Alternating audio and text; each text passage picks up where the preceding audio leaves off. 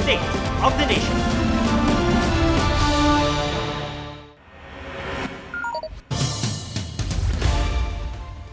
Mag-asawang nagtitinda ng mani ang sakay ng motorsiklo nito sa Zamboanga City na pagkaliko patawid ng kalsada ay biglang nabundol ng kotse. Tumilapon ang dalawa at nasawi. Ang kotse bumangga sa perimeter wall at nagliyab. Nakatalo ng driver nitong 17 anyos lang. Nagpapagamot na siya ngayon sa tinamong minor injury.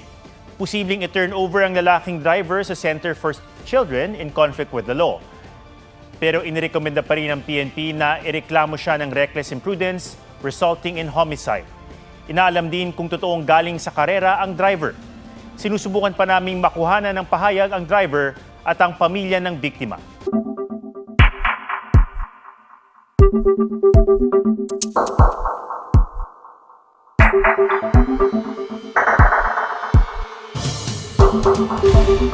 Bago ngayong gabi, nanumpa na si Senate President Francis Escudero bilang presiding officer sa impeachment trial ni Vice President Sara Duterte. I, Francis Cheese G. Escudero. Ang panunumpa ay kasunod ng pag-aproba sa mosyon ni Senator Joel Villanueva. Ang iba namang senador ay manunumpa bilang senator judges bukas, alas 4 ng hapon.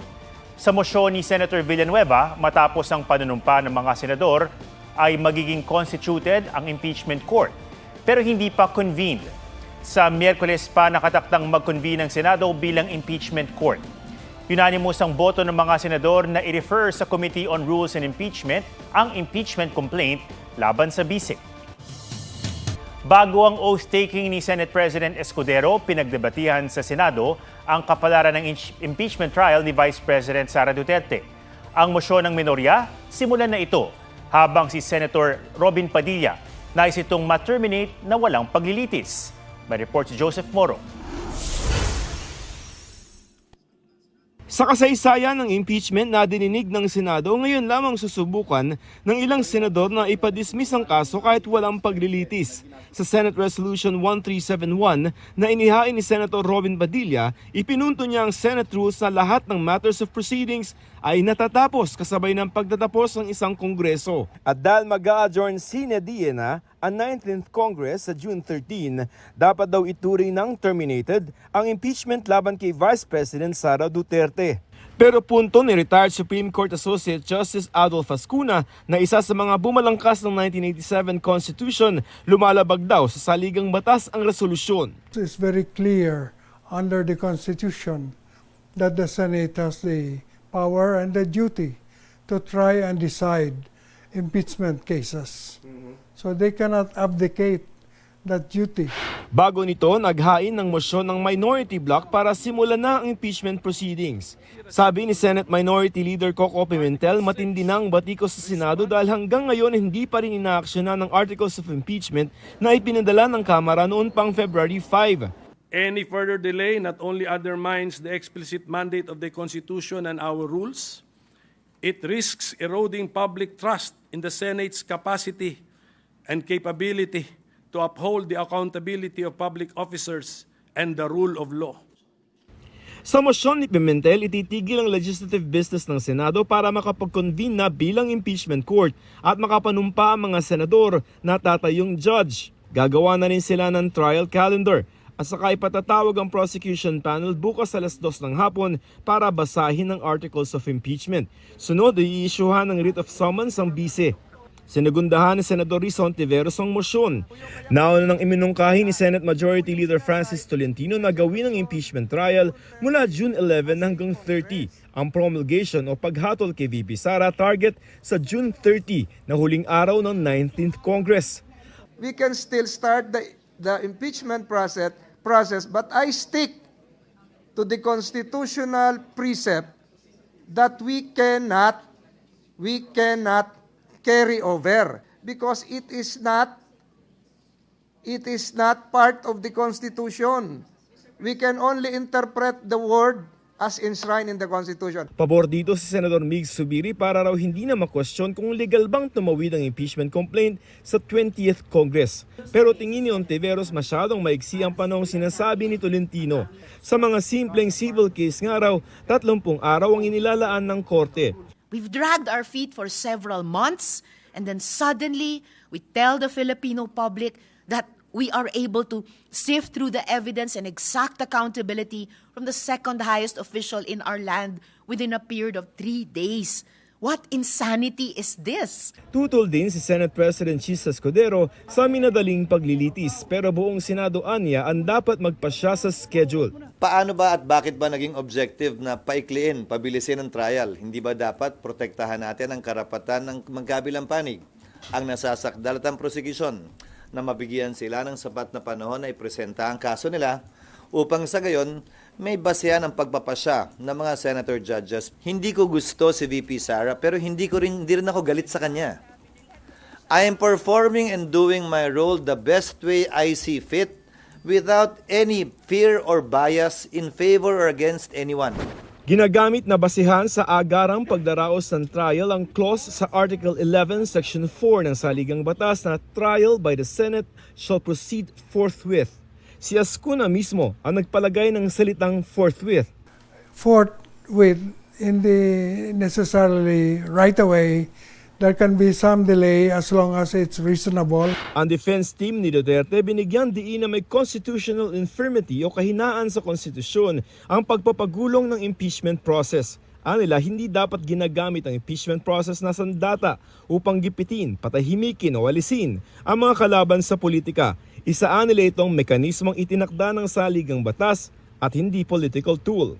Ayon sa Office of the Vice President, nasa Kuala Lumpur, Malaysia ngayon si Duterte para gunitain ang Araw ng Kalayaan sa Huwebes, June 12. Joseph Morong, nagbabalita para sa GMA Integrated News.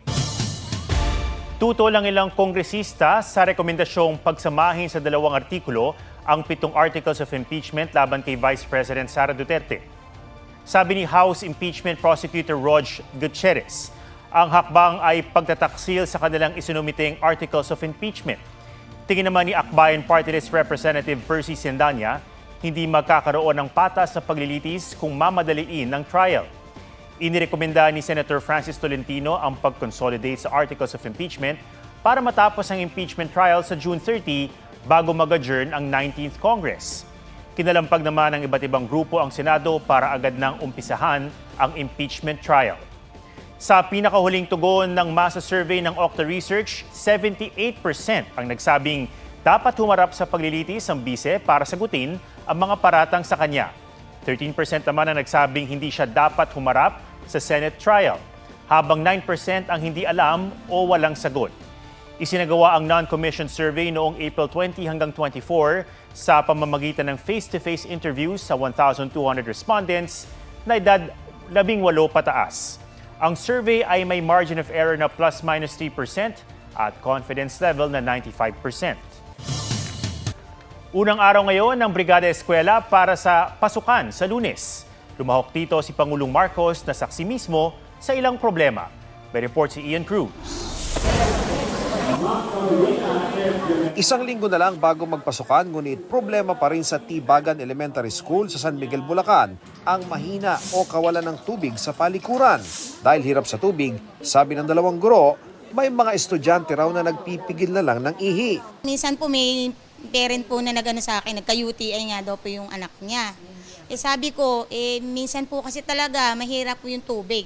Tinunayan ni Pangulong Marcos sa pagbisita niya kanina kasabay ng pagsisimula ng Brigada Eskwela. Kailangan natin linisin at pagandahin ng mga bathroom. Titignan namin na mabuti kung saan dapat manggaling yung tubig, bakit walang tubig at nagbabayad naman sila. Sinilip din ng Pangulo ang mga kinukumpuning inanay na kisame sa mga classroom. Bago sa San Miguel, tiningnan din ng Pangulo ang pagkukumpuni ng mga kisame at pagpipintura sa mga upuan sa Barihan Elementary School sa Malolos. I'm very happy that we are doing a better job, I think, in preparing for the school year. Magandang partisipasyon, mga komunidad, mga magulang, syempre mga guro at yun ang inaasahan natin na talagang yung buong komunidad ay nakamobilize para tulungan ang ating mga paaralan at siguraduhin ligtas ang ating mga estudyante pagbukas ng pasukan sa June 16. Sa Dagupan City naman, nakiisa sa Brigada Eskwela ang nasa 5,000 miyembro ng 4Ps o Pantawid Pamilyang Pilipino program mula sa iba't ibang barangay. Sa Iloilo City, nagtulong-tulong ang mga magulang sa paglilinis sa mga basura at alikabok sa Tikod Elementary School. Sa Negros Occidental, nilinis ang drainage system sa Efigenio Enrica Lizares Memorial School bilang pangontra sa baha. Sa pasukan sa Lunes, para sa school year 2025-2026, nasa 27 million ang inaasahang bilang ng mga mag-aaral. Ian Cruz nagbabalita para sa GMA Integrated News.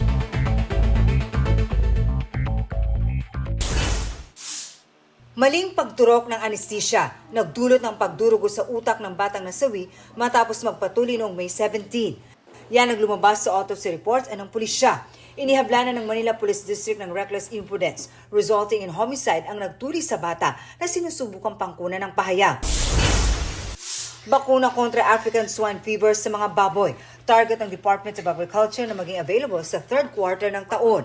Ayon kay Agriculture Secretary Francisco Chu Laurel Jr., oras na pumasa sa pagsusuri ng third-party experts ang mga bakuna. Maaari nang i-endorse ito ng DA sa Food and Drug Administration sa Hulyo.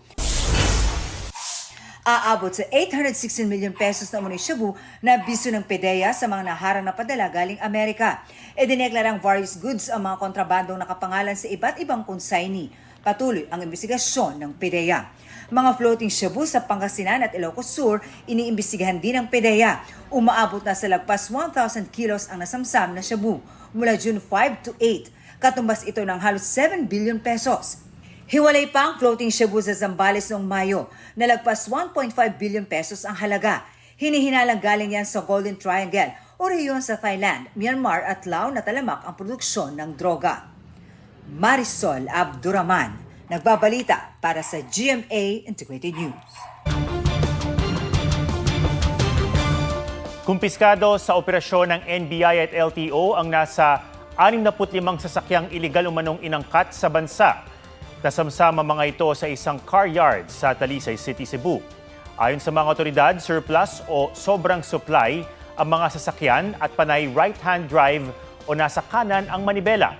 Sabi ng LTO, i-convert ang mga ito sa left-hand drive para magamit dito sa bansa. Dinala ang mga sasakyan sa impounding area ng LTO Region 7. Iniimbestigahan din ng isang babaeng taga-Peru na isa raw sa may-ari ng car yard. Turista ang kanyang immigration status sa bansa. Hindi makapag-Ingles ang dayuhan ng kausapin ng media, ngunit nagpakita siya ng mga dokumentong patunay na nakarehistro sa kanya at lehitimo ang negosyo.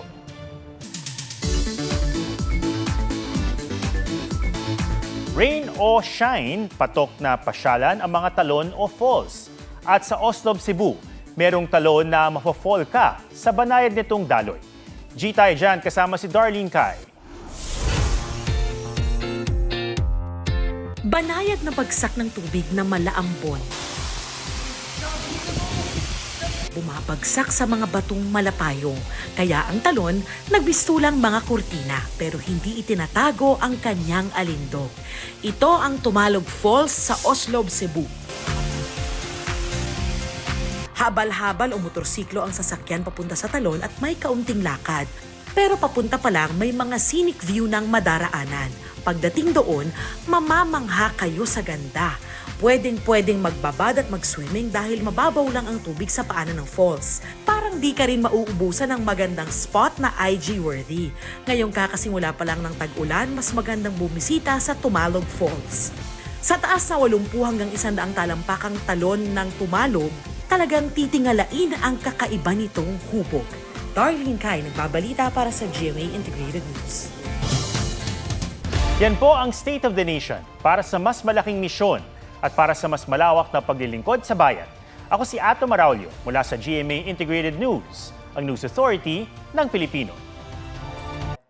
Huwag magpahuli sa mga balitang dapat niyong malaman.